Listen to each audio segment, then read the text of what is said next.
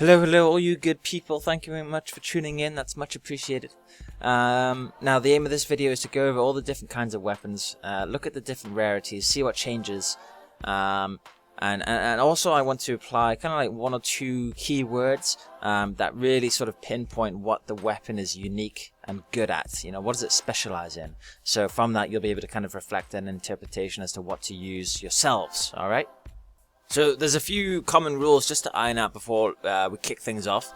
As you jump up every rarity, you will gain an additional modification slot. That's common across all the weapons. Now, what else is common across the weapons is that the base stats, you know, that being handling, impact, and tear damage, don't change at all across the board. That is until you get to the 3 lodge weapons, okay?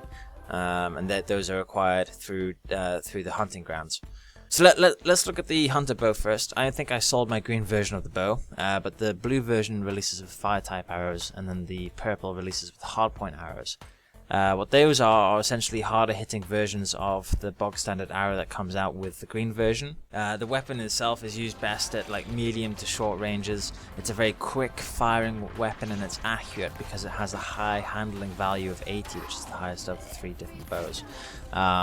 So it's a flexible weapon, okay? That's my keyword for this. You have to always have this weapon glued to your weapon wheel, because for me, I like to freeze up enemies a lot, and I go straight to the hardpoint arrow to do high impact damage on the machines, okay? So it's like Aloy's bread and butter, okay? You need to have this thing glued to your weapon wheel like permanently.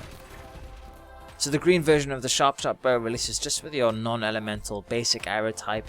The blue version releases with a tear blast arrow, which is just, it does insane amount of tear damage there, and the harvest arrow then releases with the purple version. So it's like the weapon itself is kind of like the polar opposite to the hunter bow. It's a very slow firing weapon with a base handling value of 20 compared to the hunter's 80. So it takes a lot longer to pull back the bowstring and be accurate with your shots. In the low levels, you know, when you're making your way through bandit camps, it's nice for that because its base impact damage value is higher than that of the hunters. So for getting one-shot kills, you know, against human enemies, it's nice for that. But for me, now it's evolved into a tearing machine. That's my key phrase for this weapon.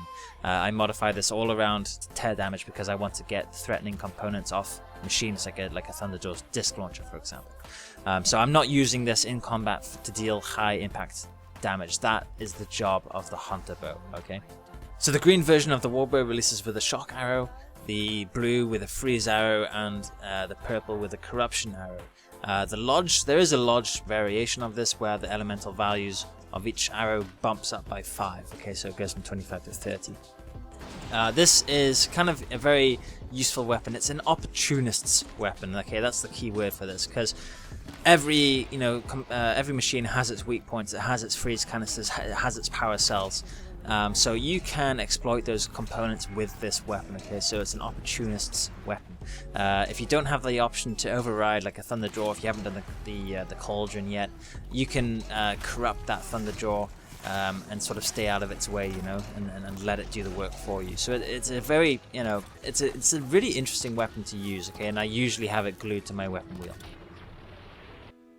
So the sling is similar to the warbow in that it's all oriented around elemental damage. However, you know, the green version releases with freeze first, and then shock damage, and then fire damage with the purple sling. Okay, but the sling is actually all sort of functional around AOE attacks. Okay, so if you fire a freeze bomb into a herd of striders, they will all be frozen. But what's also quite nice is if you don't manage to freeze them just for whatever reason, wherever the bomb lands, it'll leave behind like a lingering field of like a frozen field. So it basically continually freezes that machine, so it might reach the threshold of becoming frozen in a few seconds time. So that's something very unique about this weapon. However, the base elemental damage being 50 is actually quite little in my mind, because if you notch 2 warbow arrows onto that bow, you're already matching the elemental output of this sling. Okay, but the key word really to apply to this sling is AoE. All right, it's quite simple. So yeah, depending on what scenario you're in, depending on what you're up against, I would then really use the sling or the warbow. Okay, so from one sling to the next, we'll look at the blast sling now. So the green version releases with a plain and ordinary blast bomb that explodes on impact. The blue version releases with a sticky bomb that sticks to any surface and will blow up after some 2 seconds or so. The purple version will release with a proximity bomb. Now that's pretty much self-explanatory. And there is also a large variation to this weapon where the handling bumps up to 70, which essentially just increases your rate of fire, right? Now, what is this weapon good at? Okay, I mean, what I do is I mod this out fully with impact mods, and what that does is pretty much max out the impact damage on the weapon. So if I were to put a keyword to it, I would say something along the lines of, I don't know, absolute carnage or death sling. I don't know.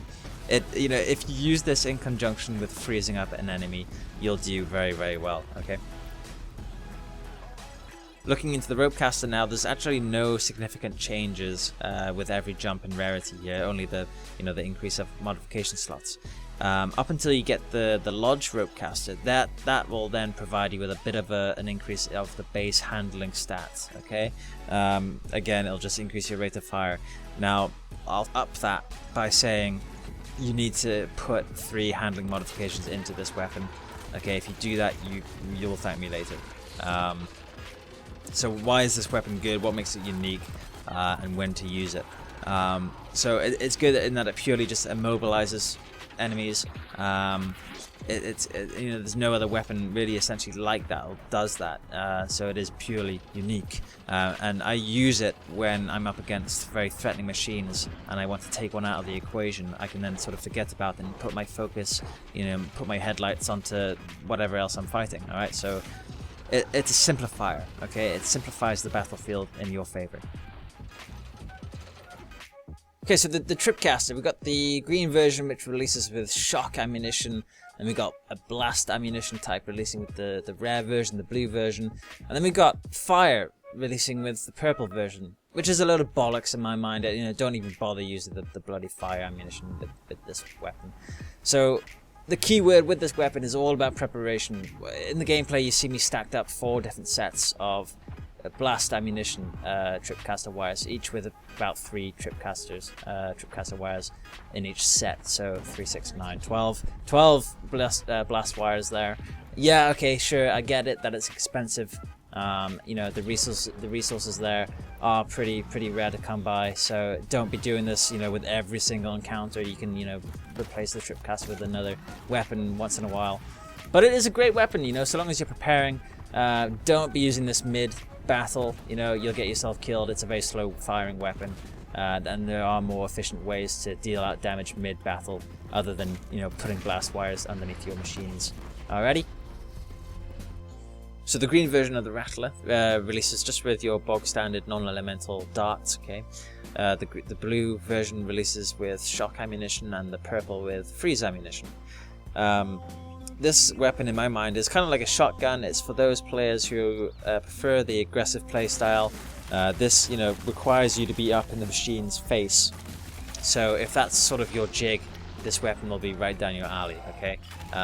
If you're slowing down time more than I am in this gameplay, you'll be pulling off more accurate shots and you'll be really tearing down machines very, very quickly.